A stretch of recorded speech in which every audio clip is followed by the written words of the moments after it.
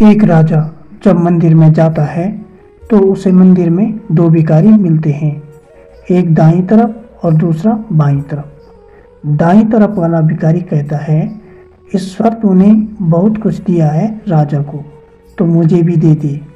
और बाईं तरफ वाला बोलता है, हे राजा, ईश्वर ने तुझे बहुत कुछ दिया है, मुझे भी कुछ दे दे। अब दाईं तरफ वाला भिखारी बाईं तरफ वाले भिखारी से कहता है, ईश्वर से मांग ले। इस सबको देने वाला और सबका सुनने वाला ईश्वर ही है। तो बाईं तरफ वाला जवाब देता है, चुप कर मूर्ख। तो एक दिन राजा अपने मंत्री को अपने पास बुलाता है और कहता है कि मंदिर में दाईं तरफ जो भिखारी बैठता है वह हमेशा ईश्वर से ही मांगता है, तो अवश्य एक दिन उसे ईश्वर उसकी सुनेगा और उसे दे देगा। लेकिन जो बाईं तरफ बैठता है वह हमेशा मुझसे ही मांगता है। तो तुम ऐसा करो, एक बड़े से बर्तन में सोने के सिक्के डाल दो और ऊपर से खीर परोस दो, और बाईं तरफ जो भिखारी बैठता है उसे दे दो, जो हमेशा मुझसे ही मांगता है। तो मंत्री वैसे ही करता है। अब यह भिखारी मज़े से खीर खाता हुआ दूसरे भिखारी को चिढ़ाता है और बोलता है कि राजा से मांग ले, पर तू ईश्वर से मांगने चला था। यह देख, मैंने राजा से मांगा और मुझे खीर मिल गई।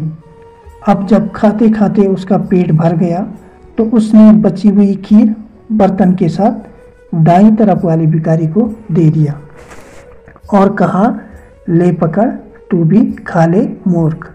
अब यह भिखारी बर्तन को पकड़कर अपनी झोपड़ी में चला गया। अगले दिन जब राजा फिर मंदिर में आया तो देखा बाईं तरफ वाला भिखारी आज भी वहीं बैठा था, जबकि दाईं तरफ वाला गायब था।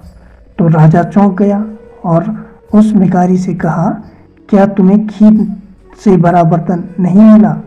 तो भिखारी बोलता है, जी मिला था, क्या स्वादिष्ट खीर थी, मैंने खूब पेट भर खाई। तो राजा बोलता है, आगे क्या? तो भिखारी बोलता है, जब मेरा पेट भर गया तो दूसरा भिखारी जो यहाँ बैठता था मैंने उसे दे दिया और कहा, हमेशा कहता है ईश्वर देगा, ईश्वर देगा, ले खा ले। तो राजा समझ गया और मुस्कुराते हुए बोला, अवश्य ही ईश्वर ने उसे ही दिया है। तो दोस्तों, आप खुद सोच सकते हैं और समझ सकते हैं कि ईश्वर ने अगर आपके लिए कोई वस्तु चुनी है या दी है तो वह हजारों करोड़ों में से भी घूमकर आपके पास ही आएगी।